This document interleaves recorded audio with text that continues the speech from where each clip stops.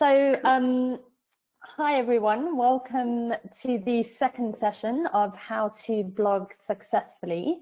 So just bear with me because I've not used GoToMeeting before, and I'm finding it quite confusing, so hopefully this is going to run smoothly. So since we have everybody who was on Monday night, I'm not going to go through who I am again. I think you all know who I am. Equally, we all introduced ourselves to each other on Monday, and there's no one new on the call right now, so we'll skip this part too. We're not using Zoom, so don't worry about any of this. But again, if you have any questions during the training, please pop it. There is a little chat box, so if you can pop your question in there. Hopefully it's easy for me to see it, and I'll pop it up, and otherwise just unmute yourself and feel free to jump in and ask. So just a very quick recap of session 1. So can I just ask if you could put yourself on mute if that's okay? I can just hear a bit of background noise. I'm not sure where it's coming from. Great, thank you. So just a very quick recap of session 1 on Monday. So we looked at what the benefits are of blogging. We then talked about different platforms. So we looked at WordPress, the self-hosted one, and we looked at Medium. We then talked about SEO, so search engine optimization. What is it and why is it important? I then shared some SEO top tips with you. We then also talked about how to create a blog content plan. And we looked at the 10 elements of a good blog. So before we go on to what we're going to cover tonight, I thought actually it might be quite useful if I just show you WordPress quickly, just behind the scenes. So I know Debs has said that it's likely you won't have to upload your own blog posts, that will probably be done by someone at Woodcraft Folk. But I think it's quite nice just to see how it works. Just so you have that in mind when you're writing your posts, because it'll help you with the formatting. So I'm just going to show you my WordPress blog. So can you see this okay? Yes? Okay. I guess you'll tell me if you can't. So this is my personal food and travel blog. So I've got this post on where to go in the UK for a staycation, which I published in June. So it was just before we were allowed to travel within the UK. So it was quite timely. So I've got here, just some copy. I've put them down into like seaside breaks, and city breaks further down. And you can scroll. I will take you all the way just to the bottom, because we're going to talk about how to promote your blog later. And one of the really good ways to promote it is on Pinterest. So this is a pin that I've created, which I will share with you later. And these are the social icons I mentioned in the first session, so people can share directly onto their social networks using these icons. So what I wanted to do is just show you what it looks like behind the scenes. So if I click on this edit post button, it will now take me into the back end of WordPress. So it's just being a little bit slow. Very slow. Here we go. So it's just loading here. So as you can see, this is the title of my blog. Then I've got a little short paragraph. Then I've got the headings. So remember I talked about, and then the images. So I talked about scannability. So people being able to scan the article quite quickly. Here's where I've got the links. So if I click on here, this is where I would add a link or edit the link to put into my blog. If I click on one of these images, if you look down the right-hand side, this is where the alt text goes. Remember, I told you that that's really important for accessibility, because anybody reading this blog post, if they were visually impaired, if I had not put anything in the alt text, then the screen reader can't read the image. So it's important that you have the alt text in there. So if I go back to this little bit down the side, so I have a free plugin, an SEO plugin by Yoast. So it tells me that my readability analysis is good, and so is my SEO. So that can help as well when you're putting your post together. It will tell you if your readability is not great or if your SEO is not that good. So this is where your URL gets created when you put in the heading, and you can edit that. And then you will have categories that you can then tick which one is appropriate. So for you, it would be things like, you know, maybe like educational resources, zero waste, plastic free, maybe sustainability, those sorts of things, so that whenever a blog post is about one of those topics, you can add it to those categories. You can then also add in tags, and the way that the tags work is it will then, on the other side, so when they're reading the post, at the bottom, you often have related blog posts that come up, and that is what happens when you add the tags, so that WordPress knows which blogs sort of go together. So if you had, you know, zero waste as a tag as well, then that would put them all together in a related post. This is where I put my image, which then sits at the top. And then what I wanted to show you is at the bottom. Remember I talked about, this is the SEO section. So the focus keyword can either be just a keyword, or it can be a phrase, or it could have just been UK staycations, for example. But I put where to go in the UK for a staycation because I knew that that's what people would be typing into Google. And then the meta description that I mentioned, remember I said when you're searching on Google and then a blog post comes up, if you haven't put anything in that meta description, then Google takes something like the first 50 words of whatever the first paragraph is. So this is where you get to actually just sum something up.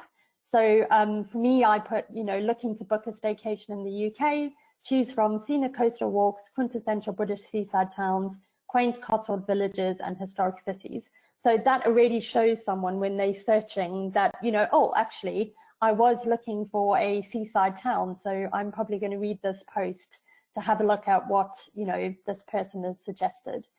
So essentially that is what WordPress looks like on the back, and I thought it would just be helpful for you to have a look at it. So hopefully that was helpful. If you've got any questions, let me know. Otherwise, I'm going to move on to what we're going to cover tonight. So I did set you all some homework. So we're going to get your feedback on the blog post that I asked you to read. We're going to have a little discussion about what you thought was good about it, what you thought wasn't, etc. We're then going to move on to what is good writing, how to write for the web, how to write for your audience.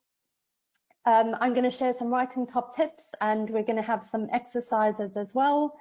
Then we're going to cover where to source images for your blog, because it is really important to have some images so that, you know, it's more engaging and it breaks up the text.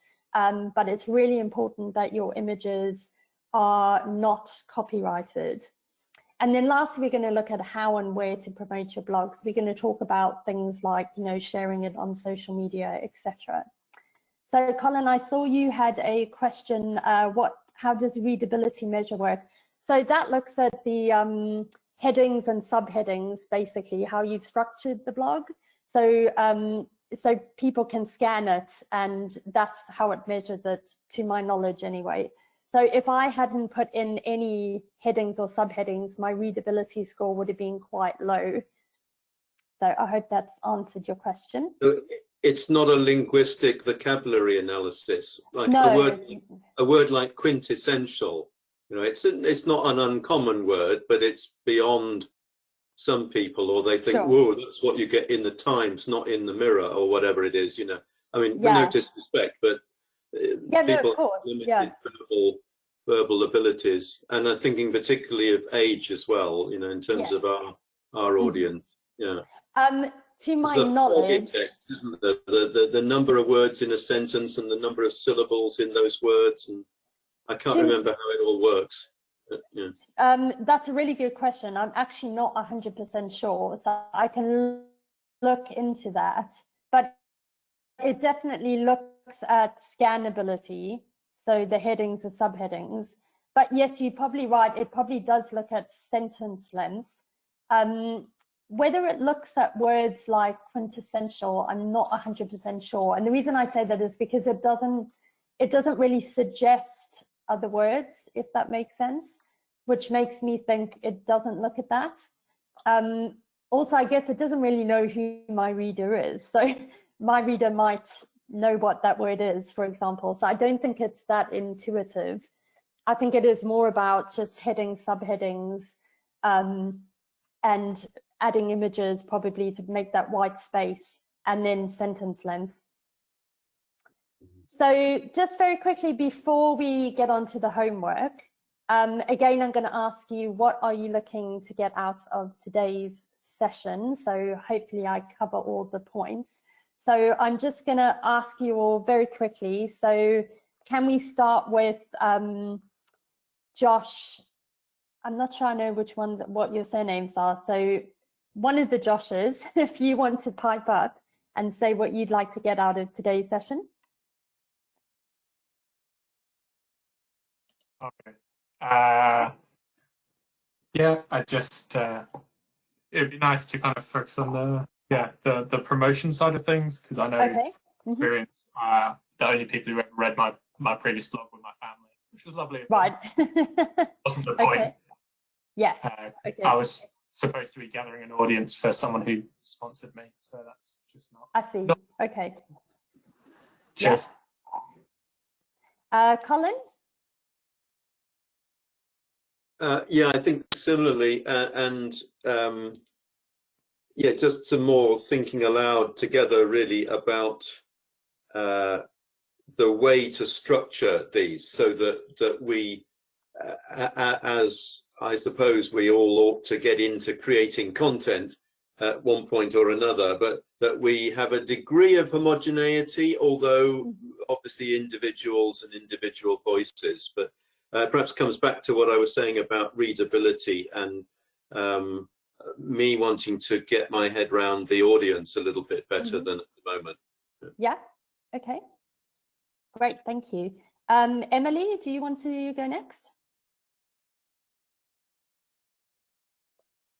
I didn't have anything specific to get from today, but thought I'd tune in. Sounded interesting. Okay. Is that Stephen? Yes. Oh, great. Okay. Is Emily on the call or not? She just disappeared for 2 minutes. Oh, okay. Perfect. No problem. Thank you. Sorry, are you back? Sorry, she just disappeared for a minute. Okay, great. Thank you. So the other Josh?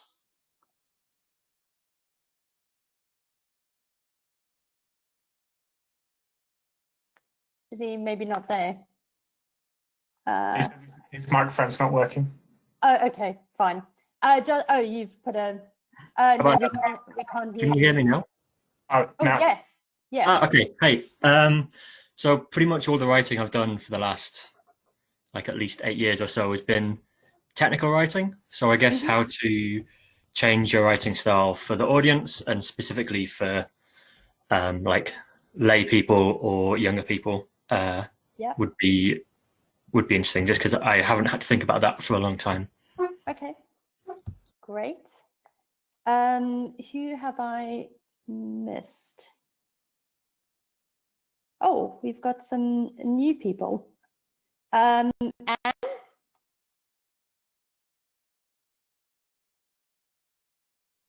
No, I don't. Okay, don't think her microphone is on.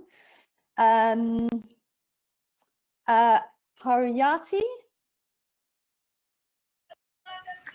Hi. Hello. Hi, can you hear me? Yes. Yeah, I think somebody said there are no expectations, just that I sat in last week on Monday session, and I just want to see how you develop your blog and you make it interesting and get people to want to read what you've written, because I know someone who has a blog, and I only know when she's updated it when she actually put her link on her Twitter feed, and basically it's just words because she does it on Medium and there's no picture, so it kind of get a bit of work sort of thing, stuff like something fun. So maybe I could share this idea with her. Yeah, sure, absolutely. Okay, thank you. Have I covered everybody? I don't know, Debs, did you want to share what you want to get out of tonight's session? Yeah, thank you. For me, I think it's making sure that we can actually reach our audience rather than just talking to ourselves. So I think Josh's point of writing a blog either for our friends and family and not getting a further reach. So any tips or any help that you can give us to add to our thinking and understanding to do that would be fabulous. Yeah, okay, great, no problem. So I mean, I guess one big part of getting more people to read it is SEO, which we did cover on Monday, because it is about writing what people are searching for, but it's also knowing what they're searching for, if that makes sense. So that's one of the challenges. Okay, so we're going to go on to the homework part. So I asked you to read a blog post by Jeremy Williams on what is climate privilege. So I hope you all read it. If you didn't, that's fine. So my questions to you were, who did you think was the audience for this blog? So who was this blog aimed at? Then did you feel that it was well written? What did you like about it? What did you not like about it? And when I say what did you not like about it, it's not necessarily maybe their views, it's more about their writing style, the way it was formatted, those things, rather than, well, I didn't agree with that. And then lastly, what do you think could have improved this post? So who would like to go first? Or should I just pick on, it's probably easier if I pick on someone. I'll call your name out. If you haven't done this, don't worry, just say, sorry, I didn't get round to it, and I'll move on to someone else. But if I start with maybe, let me think, Steve and Emily, if I start with you. Aimed at, like, 20s to 30s, university educated, woke people. Did I feel it was well written? I didn't feel it had that much of it was all right written. Like, there was no errors in it or anything. What do you like about it? Not sure. What didn't you like about it? I felt it could have been longer. It was a bit short. Like, okay, yeah, it could have been explored at more length. Yeah. So is that what could have improved it for you if it had been longer and a bit more? Yeah, I feel that they start describing a concept, but like there were no example or little in the way of example backing it up. Okay. Yeah, got it. Emily, did you want to share anything? She's still not there. Okay, no problem. What about Josh Maynard? Hi. I think I've struggled with who it was aimed at, because just anyone who types climate privilege into a search bar is going to read it. Like, I'd say I know who it wasn't aimed at, which is young people, like below the age of, I don't know, well, young children, because the language was quite complex. In places. Did I feel it was well written? I felt the structure was quite good. So I think it introduced what privilege was as a general concept, and then climate privilege as a subcategory. But I felt like sometimes the wording it was using made the points less clear. Okay. What did I like about it? I thought it was really scannable because they broke it up into lots of, like, each point in a nice paragraph right from the other one. It had one very clear focus, which was just telling you what climate privilege was. What didn't I like? It felt quite like, so what at the end? Like they just told me what it was, and then I just went, all right. So you think there wasn't like a call to action or anything like that? The improvement section says better call to action. Okay. And yeah. Again, this is all matters of opinion, isn't it? But all images, and then the hyperlinking was poor compared to what you were telling us we should do. So yeah. Great.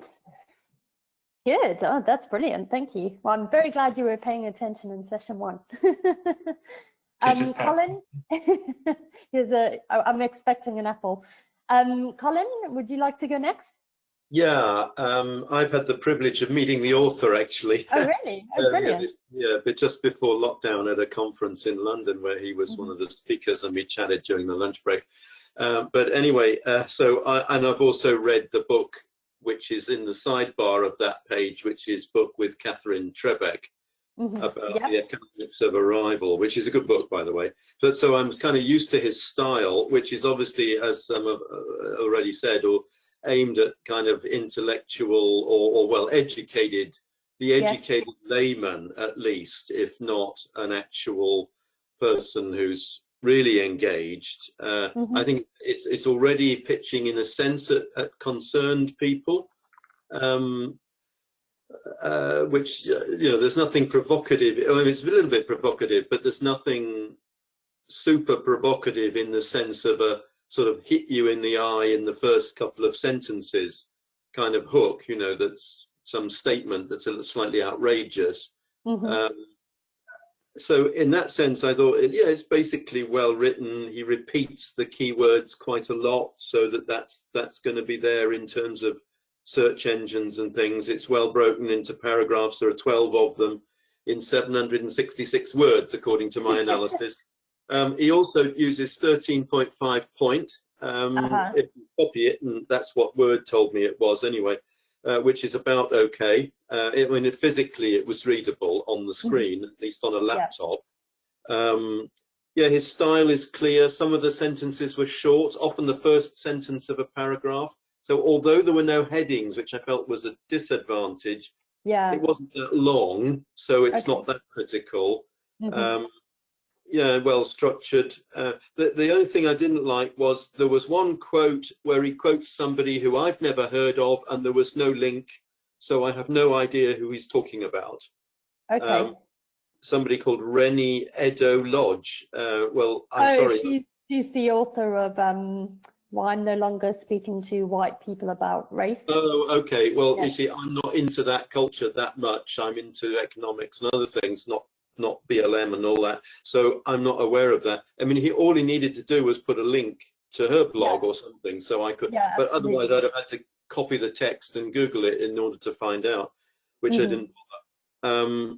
And there was another one where he just said an article without saying what it was. It was a hyperlink, but he didn't say what the article was. Again, I think it would be better to actually say up front, an article by so-and-so. And then if I don't know who they are, I can click on it and go there, or go there to find out what he's talking about. No pictures, but again, it was relatively short. Improving it, I think there could be a little bit of improvement in the argument and the actual structure linking to an existing idea, which would be the idea of justice.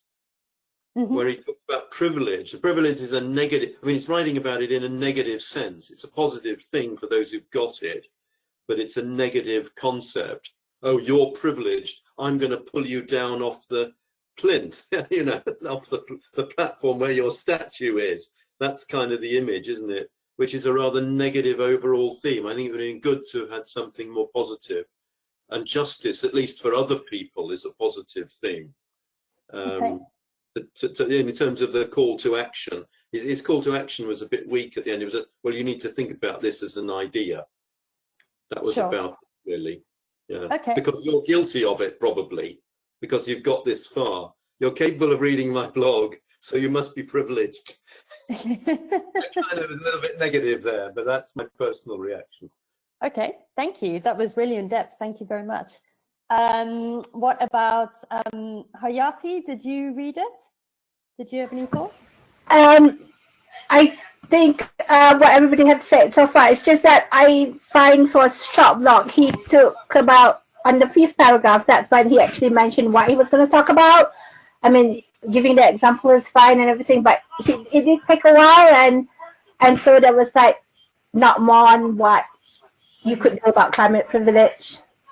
Yep. You know, like there was no call to action, you know, proper action that you could have taken and all that. So that was about the only thing I could add to what I've just said so far.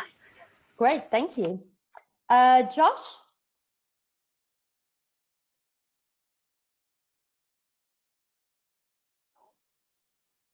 Oh, don't think we can hear you. I can see you've got your mic on. Oh, there we go. How about now? Oh, yes, perfect. Hey, I was just reading through it because I had the notes on my laptop and then my laptop died and I lost them. Yeah, I think similar to what other people have said about the focus, I think either if you're going to have it about what is climate change, what is climate privilege, get a bit further into that concept. Yeah. Or if you're going to have it about kind of where you go with the concept, then do more on that, and you kind of flitted halfway between.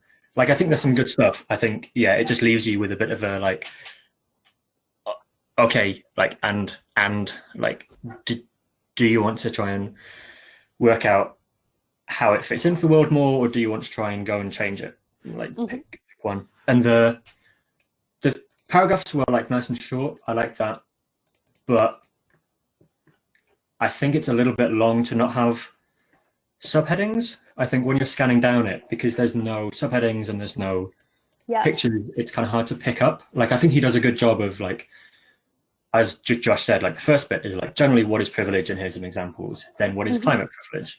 Then what does this look like? But it would really help if he kind of signposted that a bit more. Yeah, absolutely. Like, he kind of done the first step of structuring it and then not told you that he structured it. So yeah, overall, I think I quite like it, but it feels like a draft rather than a finished product. Okay. But then maybe for blogs, that's quite good because you want to get them out snappier. I don't think so. Yeah, that's actually a really interesting point. I think, I mean, we do have to remember their blogs. They're not like academic journals, or, you know, they're not books. They're, you know, and they shouldn't. Actually, it's quite an interesting thing. So I don't think I mentioned this in the first session. I can't remember if I did or not, but for SEO purposes, a blog needs to be at least 500 words for, you know, Google to actually kind of pick up, you know, for the search engines to pick up on it. It needs to at least be 500 words. Most blogs are typically between kind of 500 to 800. However, there is talk that now the search engines favor much longer reads, so at least 2,000 words. So it's really interesting. It obviously would depend on, you know, what your purpose is, which we're going to cover later on.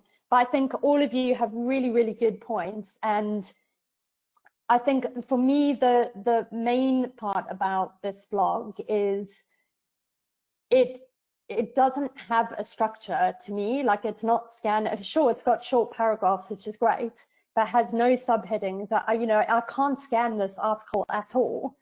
There's nothing drawing my eye. You know, for example, what is climate privilege? What does that even mean? That's the first thing I probably want to know. And it's, you know, whilst it, you know, it's maybe in the first paragraph, it's not actually spelled out. And, you know, and there's nothing like, here's an example of climate privilege in action, or, you know, it's not readable from that point of view. And also there are no images, there's just that one. So I do think it's important that, you know, there could have been one other image, or, you know, linking to maybe a video or something like that, if it was appropriate in the article. And again, as you've all said,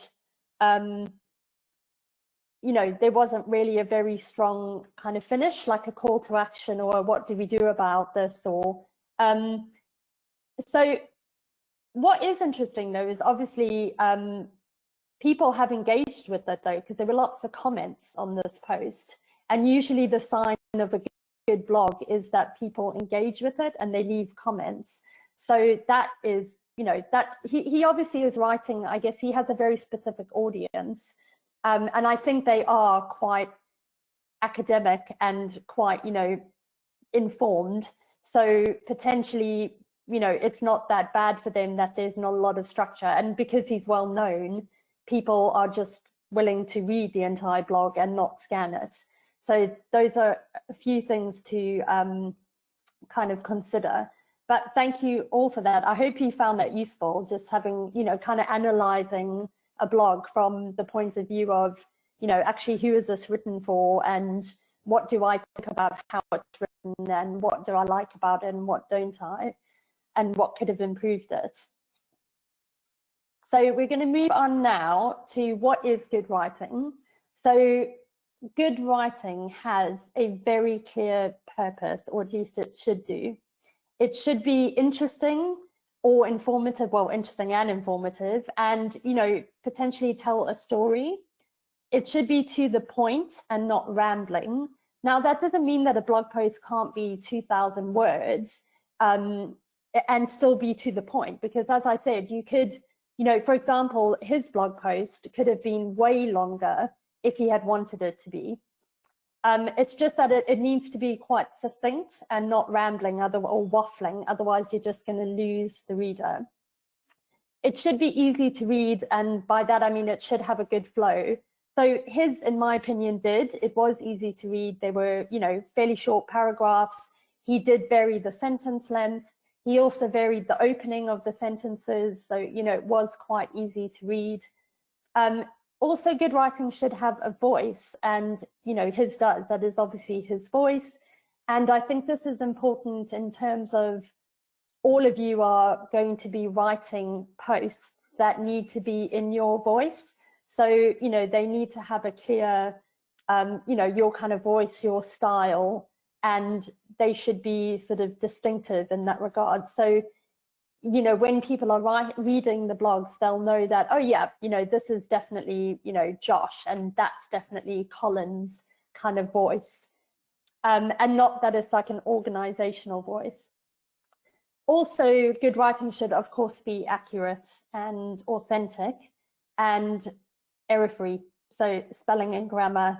And I would say, and I'm sure this will happen when you write your posts, I actually do have a suggestion later on, but obviously get someone else to proofread your posts, because even if you're a brilliant writer, even if you're a copywriter like I am, it's very difficult to sometimes see your own mistakes. So it's really important to get somebody to just read it over and make sure that, you know, there isn't a spelling or a grammar error. So how do we write for the web? I mean, writing for the web is different, obviously, to writing for like a print magazine or a journal. Also, we've got to remember that people's habits online are very different from what they are offline. If you think of how people consume information online, or when people read blog posts, it's often when they're commuting. I mean, that might not be the case so much now, but, you know, usually it's maybe when they're on their way to work, they're on a train or a tube, you know, and they're reading it then, or they might read it, you know, when they wake up in the morning.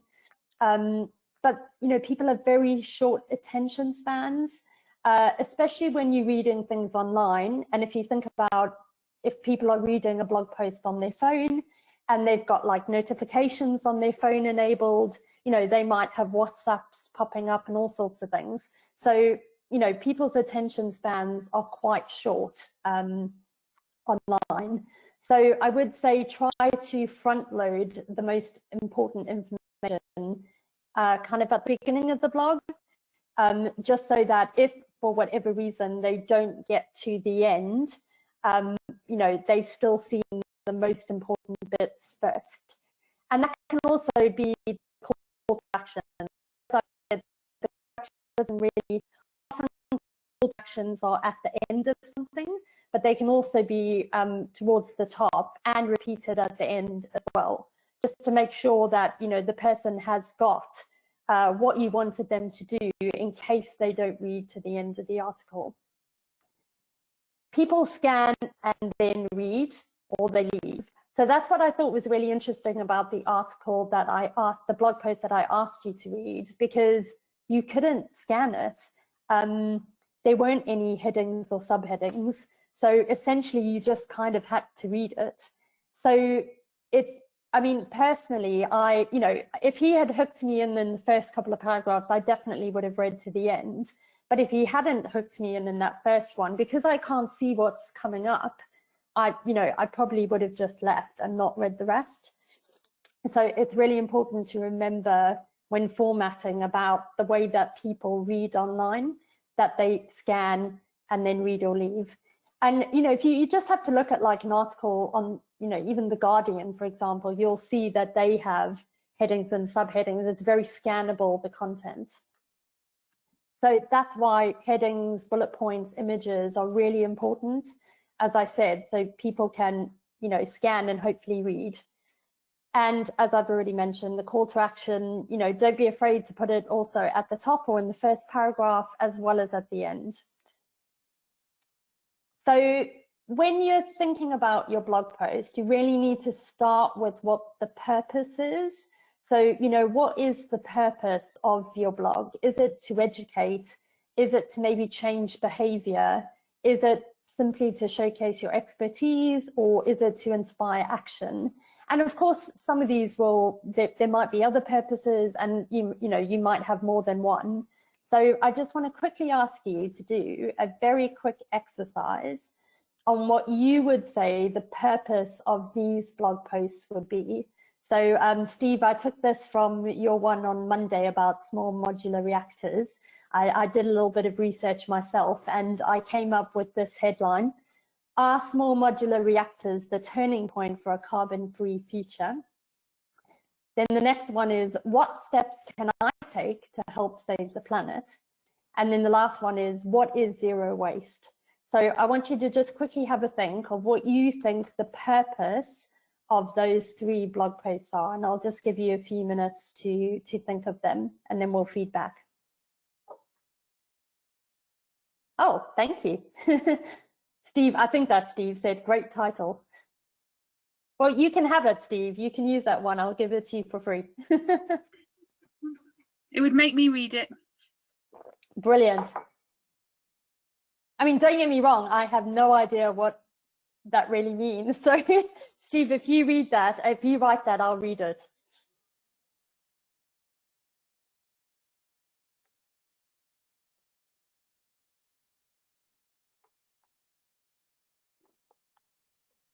Oh, sorry, skipped a post. Okay, so have you all are you all ready to share what you think the purpose of these blog posts are? I'm going to go with, do you know what? I'll start with you, Steve. So what would you say the purpose of the first one is? Both to argue and to inform, because it's got to have more than just facts in there for a heading like that. It's got clearly the person who's writing this has an opinion on whether that is the case or not. Yeah, okay, brilliant. And what about the second one? That's more to inform with less, I don't know, it's almost more authoritative in that the person writing it is clear that they do know what it is. I don't know. I'd say it's a call to action. Yeah. So what if we go back to here? Do you think there's one of these that you think fits in that one? Yeah, to change behavior or to action. Yeah, definitely. Okay, perfect. And then lastly, what is zero waste? What do you think is the purpose of that post? Probably to educate. Yeah, definitely. Brilliant. Has anyone got anything different? If you do, because some of you might have had exactly the same, just pop up if you want to say any ones that you had different for any of these.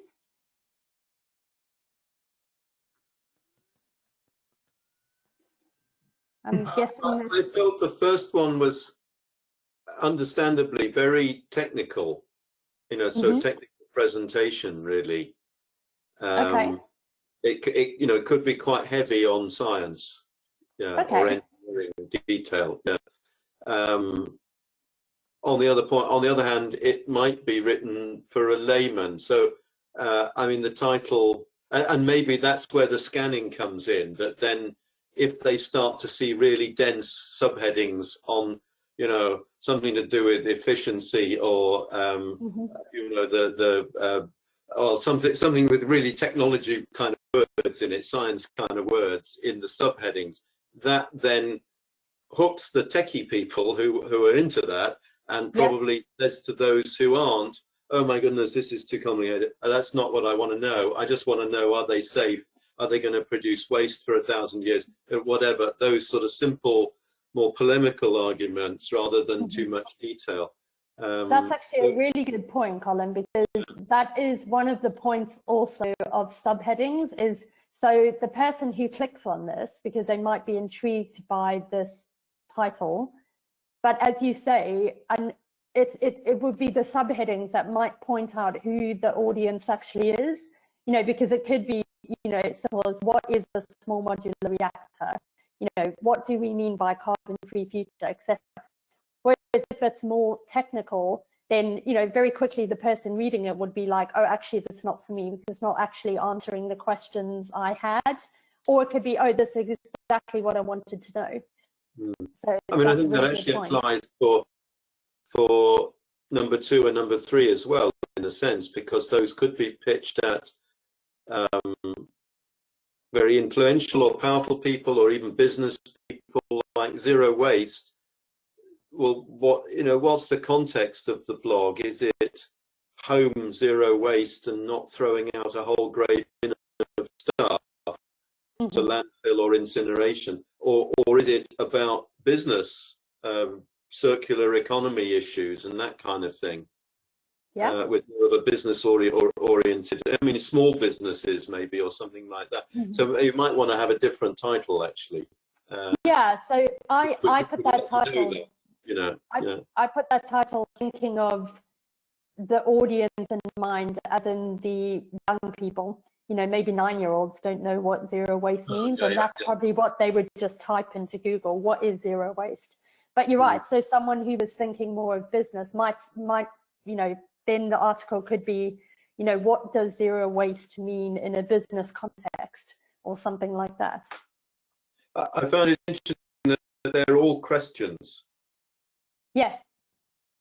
Yeah, they don't have to be at all. I mean, so I just did it as a question, but for example, the second one, so if you're writing this out as steps, just say there are 10 that you've come up with, then you would change the title to 10 steps I can take to save the planet. So you just change it around like that.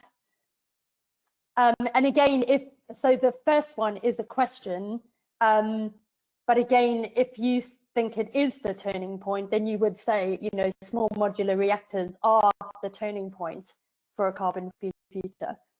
So, yeah. I think that one of the things I noticed about the questions is that the first one seems quite passive.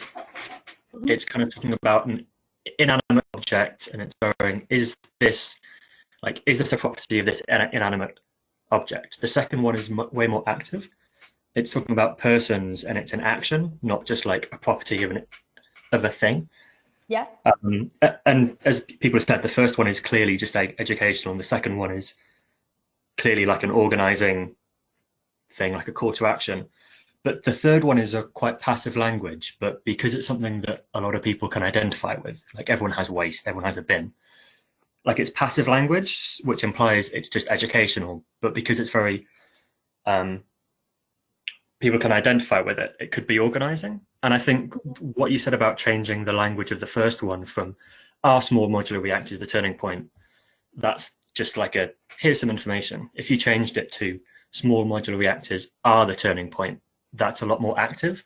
Yes. And I'd expect that article to be a lot more, they're great, and this is what we can do about it. Like you can, there's a bill going through and you can email your MP, or there's this planning project going on. Like the style of the title, I think, biases you to what you think the article is going to be about, even with exactly the same words. Yeah. Just a different order. Yep, that's a good point. Does anyone else want to contribute anything, or did you have a different purpose for any of them? I think actually just to just quickly, the first one, for example, could be, and I think someone might have touched on this already, it might have been you, Steve. It actually even could be a debate piece. So it could be two people debating, yes, it is, no, it isn't, and the reasons why. I mean, now, just a caveat, I just came up with these examples. The first one in particular was not with your audience in mind. The second two are more with your audience in mind. But I just came up with it because, Steve, I think you said something's going to be happening quite soon, a government announcement. So I thought it might be a good, like a good sort of topical post to have at the moment. And I think sometimes those sort of like for and against articles can work really well, especially if you're trying to kind of get 2 points of view across, and kind of educate people without sort of, what's the word I'm trying to think of? Yeah, giving people like an opportunity, I guess, to make up their own mind, but by being informed by two, obviously, experts kind of for and against. So that could be an interesting one, not for our audience, but just an interesting purpose, I guess, is inform, but by having a debate and like an argument. So does anyone else have anything, or we can move on? No, I'm going to take the, oh, someone just very quickly, like you say, our audience doesn't want a like debate or argument, but like this age group that we're looking at goes up to about 18, doesn't it? Or have I got that too old? And then the upper half of that probably like can read I don't know, can engage in different points, and can like, obviously you can't like go into like lots of technical things, but you don't want to do that in a blog anyway, like that wouldn't. But like I don't know, a debate I felt could be appropriate for this age group. Yeah, no, I mean, I'm not saying it's not. I guess it's more how it's written, if that makes sense. So yeah, if it's very, very technical, then maybe not. But no, you're right, it could be. And actually, if you know young people in the network who actually have views on this, then it would be amazing to get their views. So you almost interview them and then you write it up. So it's, in your kind of, it's your post, but you've got young people to kind of debate the for and against. So yeah, no, I'm definitely not saying it's too complex. I guess it's just the way it will be written. So for an example, the homework that I gave you, so the blog post I gave you to read, do you think that blog post would be appropriate for your audience? It's a concept that, like, I don't know, from 14 upwards, it would be, could engage with it. I mean, I'm no child educational expert. But I guess it's not the concept. I guess it was more the way he wrote it, if that makes sense. Maybe the language he used and, his kind of style of writing. And the fact that there were no headings and subheadings and, not a lot of explanation. Because I guess his audience already is educated on a lot of those points. Maybe. I mean, I'm happy to listen. I mean, I don't know. It's been a while since I was 14. I think it's been even longer for me. Okay, so we're going to move on just because I'm conscious of the time. So we have a quick break. I'm going to give you 5 minutes to just head off, get a cup of tea, or if you need anything. And if you could be back at like, my watch says 6:57, so like 2-3 minutes past 7. So I'll see you in a bit. I'm just going to mute myself for now.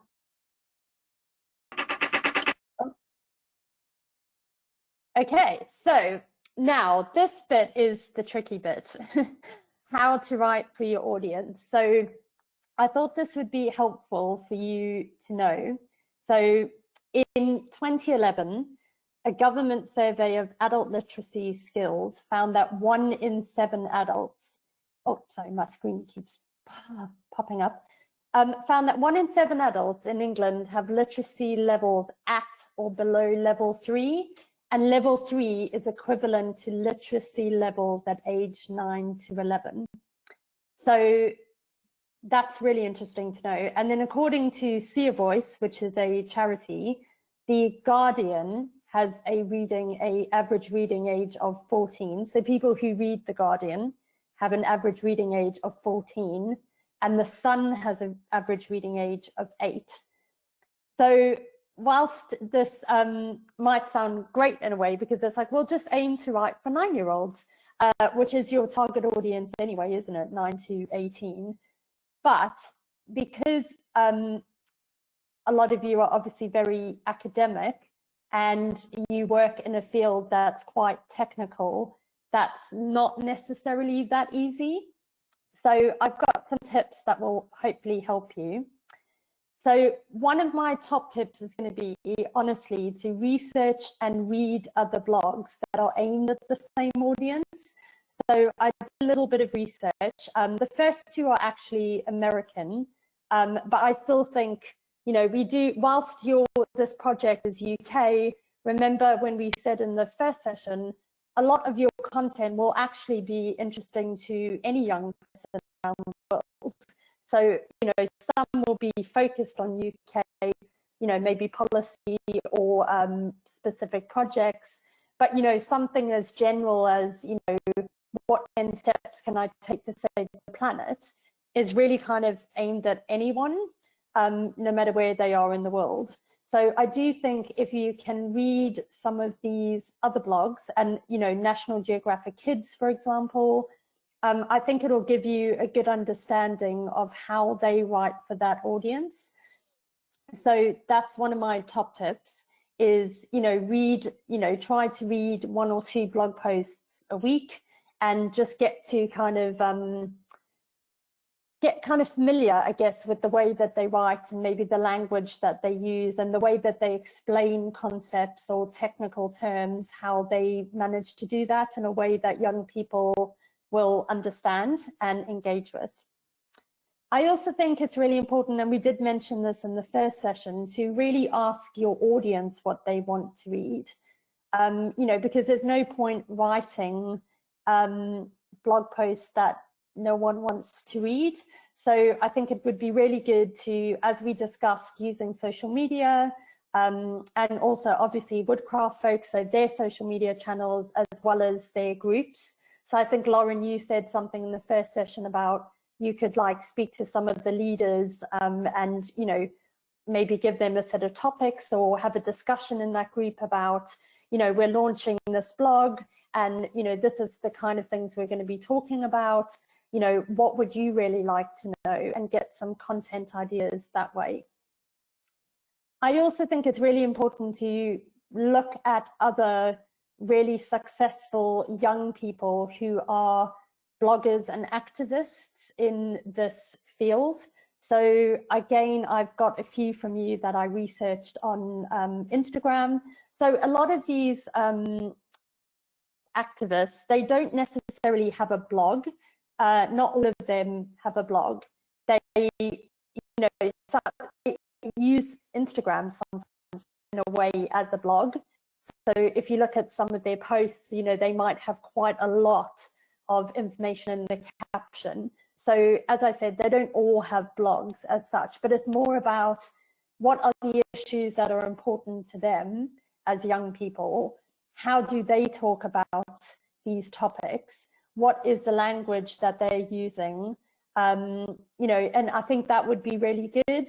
So Trees and Peace, which is Josephine, she has, you know, 25.9K followers. She also, you know, has a degree in sustainability and behavior change. you know, she's got a podcast, so it could be that you listen to her podcast and see what she talks about, because really the people you're trying to target are probably the people that already follow her. So as I said, I've got a few, obviously Greta Thunberg is one of them. There's Trees and Peace, Sustainably Vegan, Sustainability is Cool, Lizzie_outsider, who's also the founder of Plastic Patrol. And then there's two young women who have set up Kids Against Plastic. So again, that's another kind of project to try to reduce our plastic use. So I do think it's really important that you know, familiarize yourself with young people who are already in this space. And also, as I said, you know, Green Kids Now, National Geographic Kids, just to see how they write, how they talk about things, and again, the language that they use. So some top writing tips. I'm a very firm believer. So although I did say to you, it's really important to write, you know, what people want to read, it's also important to write what you want to read, because you have to write it. You have to enjoy writing that post. So, you know, write what you would want to read, but keep your audience in mind. And again, as I've said, you know, use the words that your audience uses, use the language that they use. You know, it's really important to try not be too academic, you know, particularly for the younger audience members. And that's why it's very important to not use any jargon. So, you know, try to use everyday language. And of course, if there are technical terms, like, don't abbreviate them and just assume that people know what it means. Always spell it out in the first instance, and then you can abbreviate it and, you know, abbreviate it later on. But don't just assume that everybody knows, you know, what you're talking about. Similarly, avoid using metaphors, similes, or other figures of speech which you might be used to seeing in print or like in books. If you have to, try to use new ones, and always try to remember language and cultural differences. So an example is, you know, you could say something like, you know, climate change is really Marmite. Well, if you're not from the UK, or even if you are, like, you might not know, well, Marmite means you either love it or you hate it. Like, that's not very obvious to people. So it's being mindful of that kind of thing, that people might not necessarily get what you mean. And as we've mentioned lots of times, it's really important to vary the length of your sentences as well as the opening of the sentences. So, you know, try avoid every sentence starting with the or a. So, you know, and also don't be afraid of, you know, we're taught to not start sentences with but or with, but actually I think for this audience in particular, it's okay, because it's the way we talk. You know, we don't start every sentence with, you know, the a, you know, I might say a sentence and then say, but if you really think about it, etc., etc.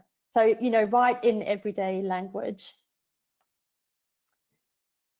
If you can, it's really important to try and tell a story. So if you can add something personal, like maybe a memory or an anecdote, it can really bring your blog post to life. Also, I think, you know, it helps the reader get to know you a bit better as well. Always use short words over long ones. So, you know, instead of using, which I'm sure you wouldn't, discombobulated, you know, use confused. Also use the active voice over the passive voice. So Josh, you were mentioning this earlier, and I'm sure you will, because the passive voice, particularly in sentences, is very, it just sounds very odd. So it's unlikely you're probably going to, you know, use the passive voice, but always try to use the active voice instead. And also be consistent with tense. So sometimes, you know, you might be writing, especially if you're telling a story and you're writing about something in the past, you know, just be very careful of going from the past to the present tense. And then edit and edit again. and try to cut out any unnecessary words. You know, sometimes you might have, you might say something like, you know, it was really long, when you could just say it was long. Especially I think if you're writing, so like I said, a blog needs to be at least 500 words for SEO purposes. And there is evidence to show that actually the search engines favor longer content, such as like 2,000 words. But it doesn't mean that you have to add in loads of words to try get your, you will probably very easily be able to write 500 words on any topic, very, very easily. So just try cut out any words that are unnecessary. Lastly, obviously check for spelling or grammatical errors. Try to get somebody else to read your post for you, because like I said, sometimes it's very difficult to spot your own mistakes. Luckily, we live in an era of Word, that as in documents or even Google Docs, where it will underline if a word is misspelt. So it's probably unlikely you might have spelling mistakes that are not obvious, but grammatical errors are, you know, they won't really pick up, they don't necessarily pick up on that. And again, as I said, look for repetitions. So this is both in words. So, you know, and I'm guilty of this sometimes. I'll write a paragraph and then realize I've used one word twice or maybe 3 times. So I have to then think of the synonyms for those words so that it's not repetitive. And again, at the start of sentences. So, you know, you don't want every sentence starting with the or a. Think about how you can, you know, if you're reading and you realize that you've got a really long sentence, how can you maybe shorten it? Can you either shorten it, or could you split it up into 2 sentences, just say, or 3? And I think this is what's interesting, is what we talked about in the homework is, I think maybe, I can't remember who said it, but somebody said that, you know, he could have maybe, it was a bit vague, like the points. So I think be mindful of that. You know, have you got confusing points or arguments, or are they a bit vague? But again, remember who your audience is. Think about how can you improve scannability. So, you know, have you got headings, subheadings? Could you maybe put certain words or phrases in bold so they stand out? Could you use bullet points to break up the copy, or to make it, you know, easier to digest?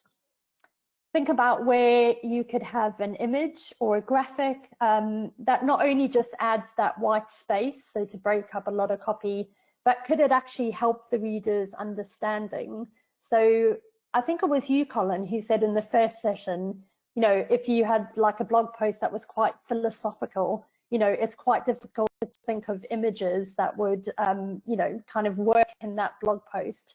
But I think depending again on what the post is, you know, sometimes images could be graphics. And what I mean by that is, you know, if you're using stats, for example, in your blog post, well, could you create the stat in an image? You know, so could you have a big, you know, round circle that says 60% of people don't actually understand what climate change means, or something like that, you know, so you have an image even though it's actually a stat.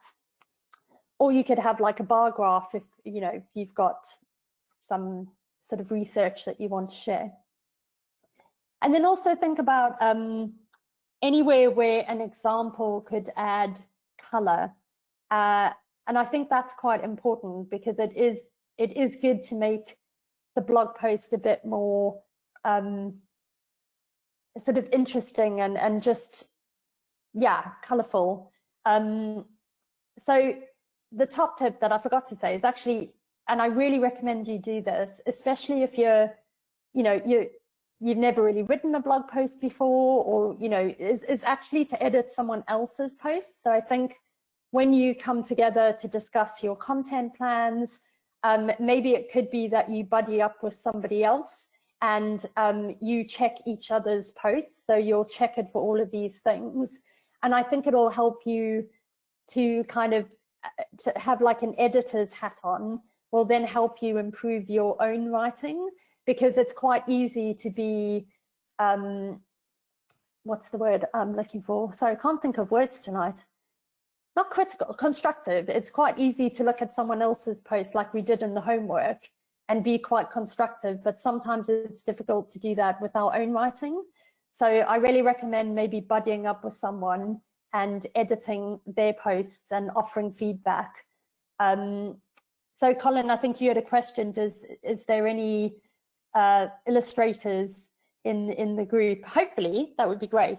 I'm going to show you or talk about Canva in a minute, which is a really easy, free design tool that you can use to create images. It's really, really good. And yeah, they've got illustrations in there as well as photos. I was just thinking of the question about the sort of more philosophical writing. Yeah. Like, I mean, one doesn't want to go over the top, but you know, to illustrate that with a little stick cartoon or something, you know. I mean, even that one about privilege, although that could be quite sensitive, but you know, you could imagine a political cartoonist could draw a picture that would show that, you know, the privileged guy in the boat whilst the sea rises, or that sort of thing is a bit of a classic. Yeah. Great. So my top tip though is when you are editing someone else's post, don't try change their post into your writing style, because remember, you know, their posts have their own voice. So you're not looking to change their writing style and make it your own, but try edit it as a reader. So, you know, of course, look at all the spelling things and things like that, but think more like, actually, how could this post be more useful to me? So that's a good tip when you're editing their post, you know, thinking like, okay, so they've explained this, but actually it's still a bit vague. Could they go into a bit more depth? Or, you know, could they share an experience from, you know, their personal life or their work life that would maybe bring a bit more color to this post and, you know, bring a better example that, you know, people could maybe relate to or learn from. So that's my top tip from that. So I've got a quick exercise for you. Hopefully it'll be quite quick. So this is from obviously the lovely Sir David Attenborough, who just joined Instagram today. I don't know if you know that, and accumulated 1 million followers on Instagram in 5 hours. I mean, that's amazing. So you should add him to your list as well, although he's not quite your target audience. So I would like you to rewrite this sentence. And the sentence is, we are at a unique stage in our history. Never before have we had such an awareness of what we are doing to the planet, and never before have we had the power to do something about that. So surely we all have a responsibility to care for our blue planet, as the future of humanity and indeed all life on Earth now depends on us. So I'm going to give you just, or if you want to, you can just say it out loud if you want, but I'll give you a minute just to write it down, how you would rewrite it into more than one sentence.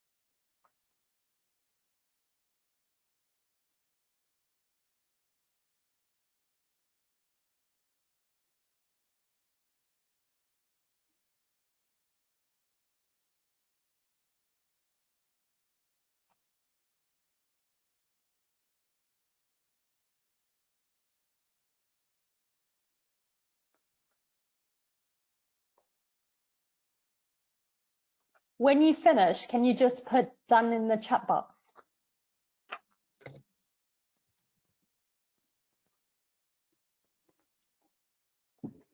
Great, thanks, Colin. Done, you're perfect. I will confess to being qualified in teaching English as a second or other language, and although I haven't done that for quite a while, but I did teach reading and writing to non-native speakers. And this was the kind of exercise that, of course, we would do. Yeah, okay.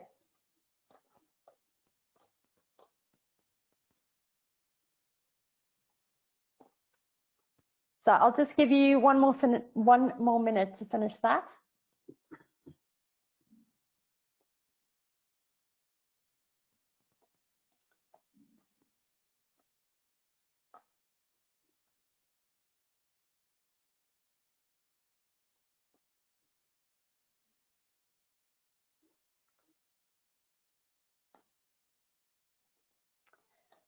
Okay, so in the interest of time, I'm just going to ask one of you to feedback. And I was going to ask the first person who had said done, but Colin, because you obviously have done this professionally, I'm going to ask Josh HC to feedback on what you came up with.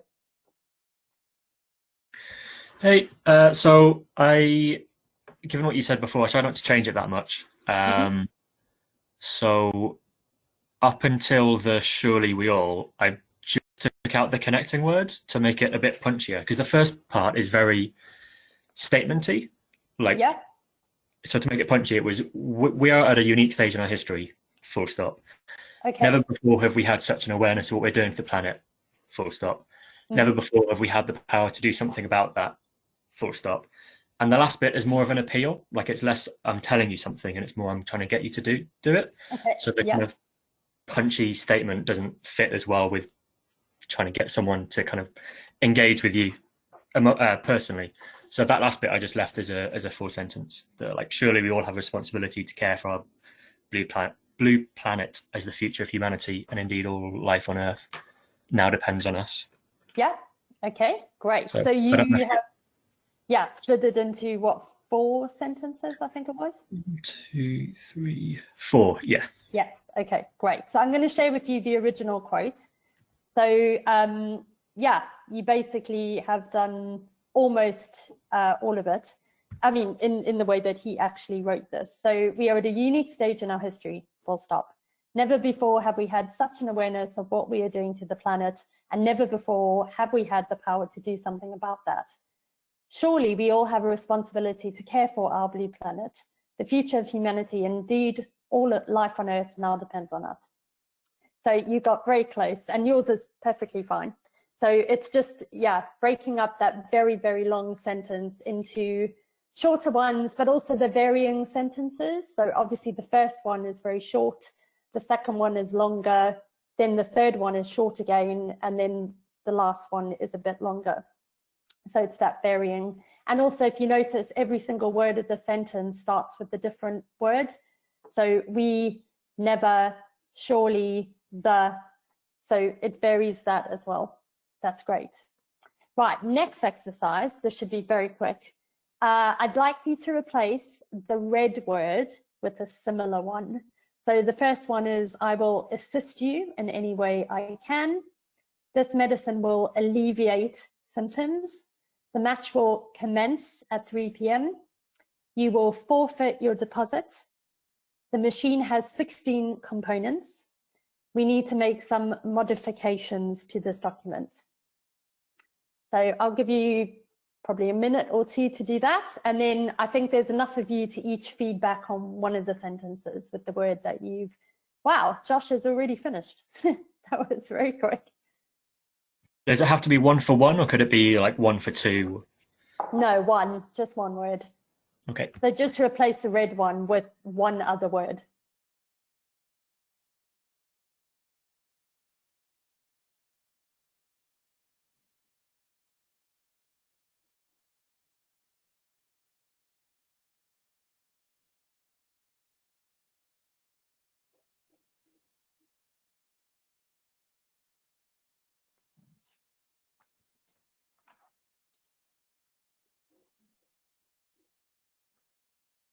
So, Colin, are you done, or are you still working on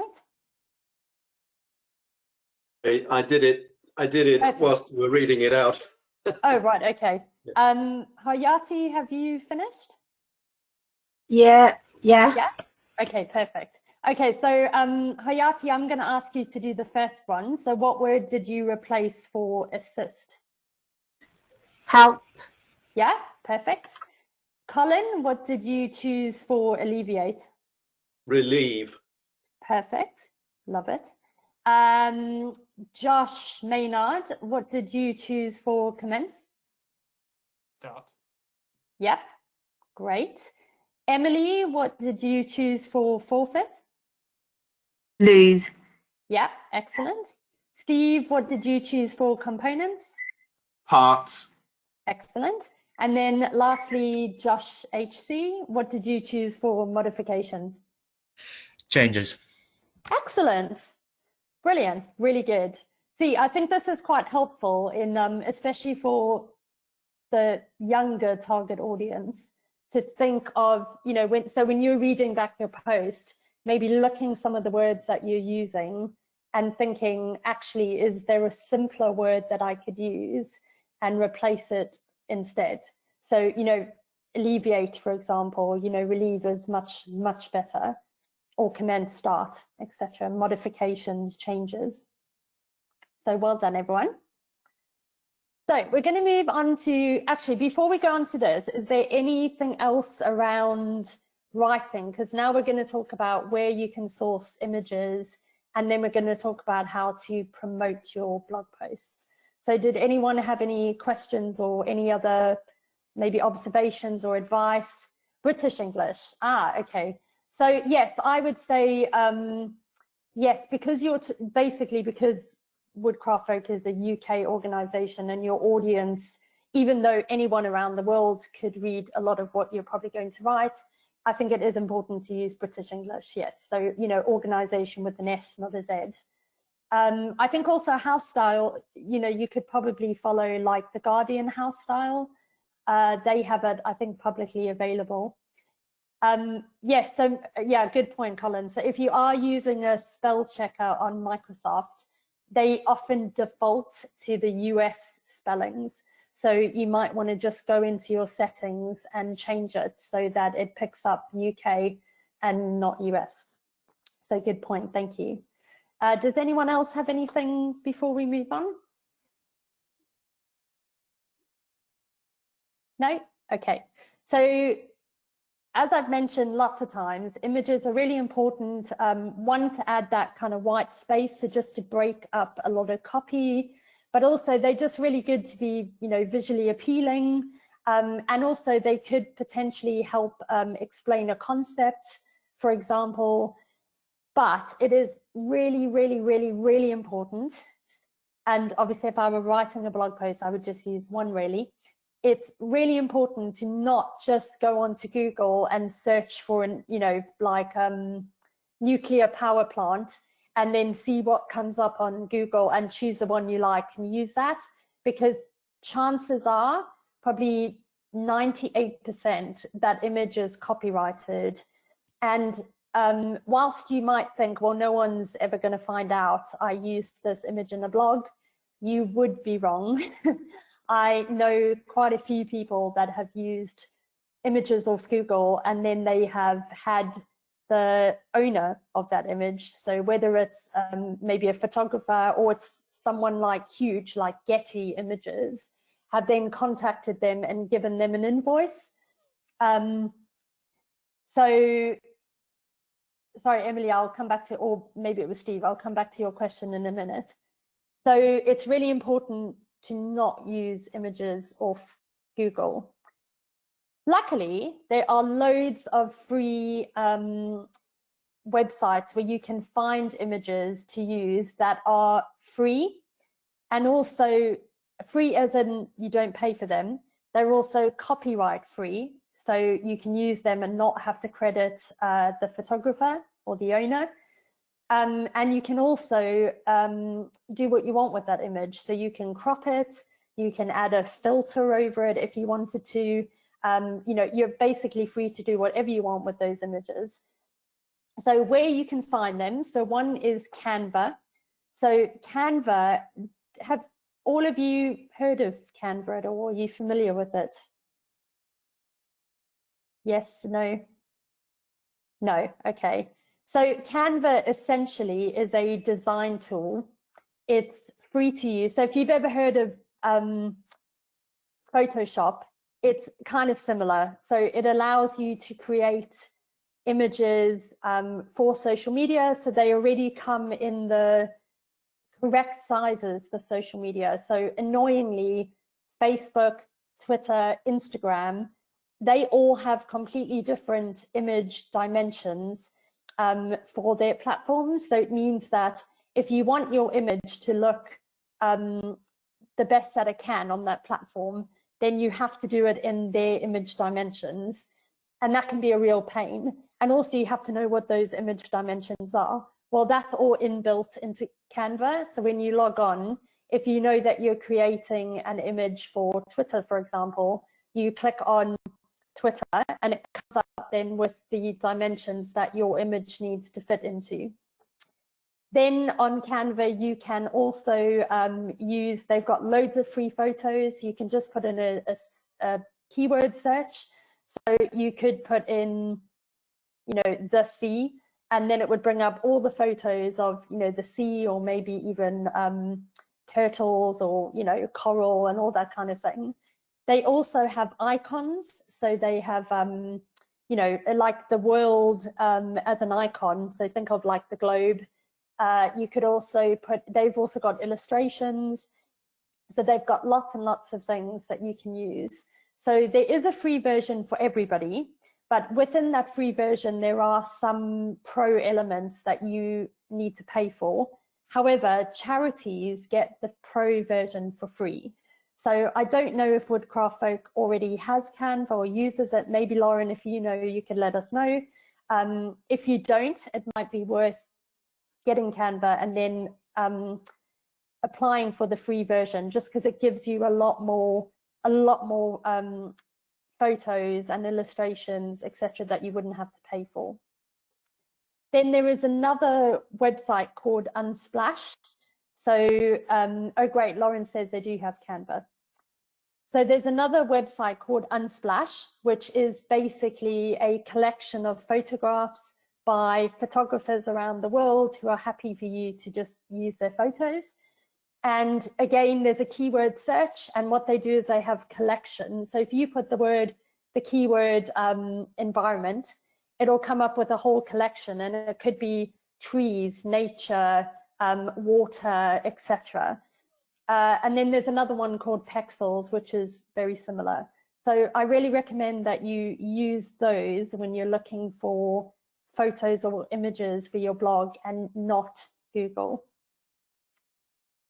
So copyright free images are great, but I will say you have to exercise caution over using images of people, particularly young people, because so this image is actually Unsplash. So as you can see in the search bar, I typed in climate strike. So, and it brought up, as you can see, 2,000 photos of climate strike from around the world. But the problem with Unsplash is it is not clear if these photographers have the consent of these people in the images. So, you know, yes, it was a public kind of protest strike. So technically it's okay, you know, to be photographed. However, like I said, I would really exercise caution over using images of young people, because like I said, it's not clear whether the photographer actually got that consent or not. And obviously in the UK, we have very strict GDPR rules. So this is the same one. I scrolled down and I found, Colin, no, you don't need to acknowledge the owner. So all of these websites, it's not necessary to credit the photographer. You can if you want, but it's not necessary. So as I said, I scrolled down and I looked at the climate strike. Now, the image on the right is brilliant because obviously it's young people and it's great, and look at all the signs. However, as I said, it's not clear that the photographer had the consent of these young people. So what I would say is look more for the image on the left. So you can only see heads, you can't see any clear faces, and then you can see, you know, one of those signs that are really prominent. So that is my top tip, is, you know, when it comes to people, if they are young people, steer clear. Go for the images where you can't see, you know, the faces, you know, either maybe it's a side profile or it's more the back of the head. So are there any questions about the images? I'm just going to pop up the box. So Colin, yes, I answered yours. I think there was one from Emily and Stephen. So could you just, so you said, would you reference things the same way you would in a normal article when you write for children? What do you mean by reference? So I think I'm used to writing like academic, you mean, yeah. Where you always have to be quite strict with your referencing, and you'd always have a bunch of references at the end. And so you probably still want to do that when you write for children, but would you necessarily do it the same way, or would you kind of explain, here's where the information comes from, here's where you could. So I just wonder if there are any differences you would do in terms of how you would do referencing, or would you just do it the same you'd do a normal article, for example? I think, so that's really interesting, because yes, of course, academically, you would have to reference where you got all of this research. That doesn't tend to happen in blogs, because normally you're sort of writing from your own perspective, if that makes sense. And if you are, I guess, talking about maybe like so in that homework I gave you, for example, you know, when he talked about something that, you know, he linked it to an article where you could then read it. So you can kind of reference it in that way, if that makes sense. Okay, only for further reads. Yes. Oh, I see. Further reads. Yeah. If you wanted to do further reads, then yes. I mean, to be honest, I'm not 100%. I can't remember the last time I read an academic reference, so I can't quite remember how they're referenced, for example. I guess the only thing I would say is, again, depending on the audience, like you might not want to reference too many things, because it might then look a bit too academic and it might put them off slightly. So yeah, okay, I see. It's just I'm just used to, when you write anything factual, you always kind of say this is where the fact comes from. Yeah, you know, whatever style it needs to be referenced in. So I just wondered. So yeah, I guess when you read a normal article, people don't always actually include that, or you might kind of mention where the facts come from, but not actually say exactly the. Yeah, so I guess, yeah, I mean, I get, yes, exactly. So I guess it depends on, so I'm trying to think of an example. So if it was a recent report, so I think I remember last year there was a report by like a Norwegian university or some kind of academic where they had found that something like children who had more time outdoors were less likely to have anxiety. And there was like an actual academic study. But what you could do is, if you were referencing, there are lots of articles, almost like news articles, that might be less academic, if that makes sense, but you're still referencing the research. Do you see what I mean? Yeah. Not Yeah. like linking to the actual academic research, but maybe a BBC article that talks about the research. Okay, I see. So, but then when you're actually writing about it to say, oh, this report, you would just kind of say, like a Norwegian study, for example. Yes, yeah, a Norwegian study by whatever the university's name is found that, and that's fine. Like in blog writing, that's absolutely fine, because you're saying where it came from. And like I said, it is linked to it, but not necessarily the actual report. Like if it's, you know, because it depends on who the audience is you're writing for. Like a 12-year-old is not going to want to read an academic, but they might be interested in reading like a news article that talks about the report. Yeah, no, that's very helpful. Thank you. Yeah, okay, good. So Yes, or on their website, yeah. So you could link to their website. Colin was just saying. So what is the time? Oh, 7:45. Okay, so the last bit we're going to cover is about promoting your blog. So writing a blog post is really only half the job, because the other half is actually getting people to read it. SEO will help. So, you know, of course, if you're using the right keywords and you're writing about the things that people want to know about, and you've done things like have at least 500 words, and you've got those internal links, you've got those external links, you know, you've got your alt tags, all of that kind of stuff, that is going to help your article to be surfaced when people are searching for that subject. So that is one way that people will read your post. We also talked about things such as having a sign up on your blog post. So, you know, on the blog, people can subscribe. So that means that every time you publish a blog, it will go into their inbox. So that's another way that they can read, you know, they'll see all of the posts that you post. You could also, you know, add them in your email signatures. If you wanted to, you know, if you could put it at the bottom. I mean, you'd have to change it every time you kind of did a blog post. But, you know, you could say, and have you read my latest blog post on whatever the title is, and link to it. So that's another way. It's just like a, you know, it's not so overt, but it's kind of like a little marketing tactic. Obviously, sharing on social media is one of the biggest ways that people will see the post. And we talked about things like, or did we? No, we did. You know, if your post was, for example, talking about like Zero Waste Week or Earth Day, so it's very topical, then obviously you would want to be sharing it on social media on those actual awareness days, because they tend to trend. So Earth Day always trends, for example. So you would want to be sharing that blog post with the appropriate hashtag. So I've got an example here, this Big Society Capital. So they did one, I think it was maybe 2 weeks ago. It was Pensions Awareness Week, very exciting. And they had this blog post that they promoted. So they've got, Happy Pensions Awareness Week. We believe pension funds have the potential to contribute to a lasting solution for hashtag homelessness in the wake of hashtag COVID-19. Read our blog to find out more, and then there's a link to the blog.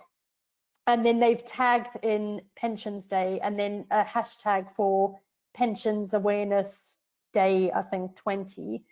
And then you can see that because they put in the link to the blog post, and that blog post contained an image, it's brought up the image in that link. So that's another way. So they have used a kind of awareness day. They've then used appropriate hashtags. So they've used the hashtag PAD20. They've also used homelessness and COVID-19. So that's a good way to get some visibility and reach on your posts on social media. Also, I mean, I don't know how familiar you all are with social media, and in particular in Twitter with hashtags, but hashtags are a way of searching. So if you clicked on that hashtag homelessness, you'll be able to see all of the tweets that are talking about homelessness, and you can filter it by ones that are happening right now, so they're happening in real time, and also ones that are considered top tweets. So those are ones that have had a lot of engagement, so people have retweeted or liked the tweet or replied or clicked on the link, etc. And the good thing about using hashtags is people can see that post without necessarily following you on Twitter. So social sharing icons. So remember I showed you my blog, and I showed you at the bottom, there were all of those little icons, so that people reading my blog post, if they think, oh, you know, I'm going to share this, my audience on Twitter would be really interested in this, they can just click on it and it formulates a tweet for them, which they can then edit if they want, or they can just post. So that's another way to ensure that people can very easily share your blog post if they found it interesting. Commenting on other blogs. So the one that we did for homework, that blog post had, I think, 13 comments on it. So it is quite good, because when you comment, typically when you comment on a blog post and you have a blog, they're linked. So that means people reading your comment could click on your blog and go and see what your blog is about. So it's quite a good way of commenting on blog posts that are also your audience, or the audience you're trying to attract, and then getting visibility with them so that they will hopefully come and read your blog post.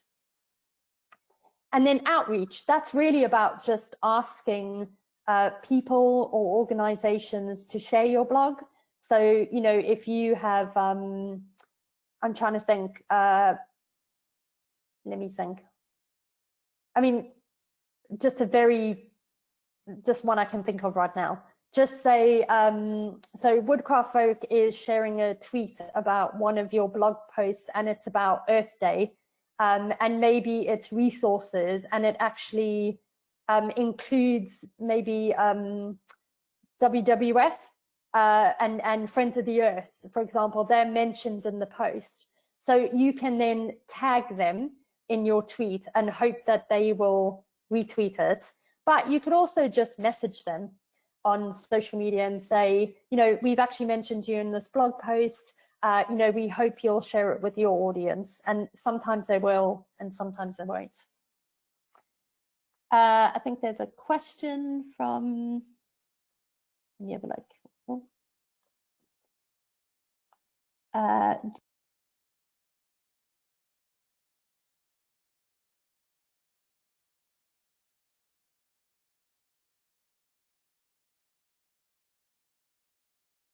I think you've muted yourself. Oh, I'm sorry, I muted myself. Do you have to put the link of your blog explicitly in any comment on someone else's blog? No, it's not necessary. It's just good if you wanted people to then go and look at your blog, but it's not compulsory or anything like that. No, what I mean is that if you want them to know that you have a blog, you should put it explicitly. Oh, yes. Well, it doesn't come up in any automatic sense. Well, it depends on what they're using for their comments, because what normally happens is it comes up like next to your name. It's sort of like your blog name and a hyperlink. So you don't have to put it into the comment, if that makes sense, because it's already there. I would say it's not really best practice to put the link in your comment, because that looks a bit like spam, because it then kind of looks like you're only making a comment to get your blog post linked or your blog link in, and that's the reason you've done it. And actually the person whose blog it is might delete your comment. They might say it's spam or bin it. So I wouldn't advise doing that.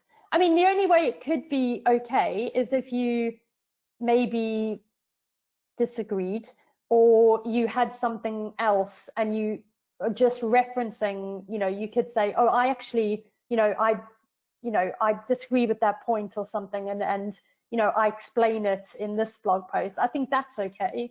But if you were just leaving a comment and then kind of put your link in, that wouldn't be good practice. So that is the end of our training. So we've still got 6 minutes. Does anyone have any further questions, either from session 1 or this session? Is there anything else maybe you're not that clear about, or you'd like me to explain in a bit more detail?